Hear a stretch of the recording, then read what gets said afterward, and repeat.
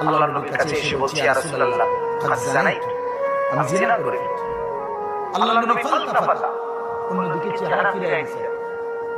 আবার তিনি বললেন, ওইদিকে ফিরে গিয়ে, ইয়া রাসূলুল্লাহ, আমি জিনা করেছি। নবীজি আবার চেহারা আরেকদিকে ফিরে আইলেন।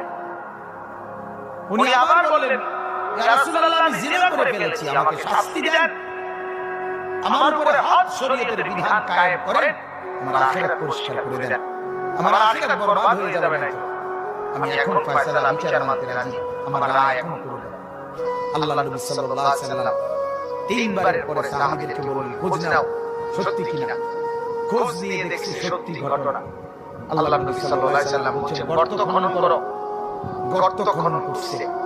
ওই সাহাবীকে গর্তের মাঝখানে কোমর পর্যন্ত দাঁড় করাইয়া বাকি সাহাবীদেরকে বলছে, তাকে পাথর মেরে হত্যা করো। মুসলিম শরীফের হাদিস।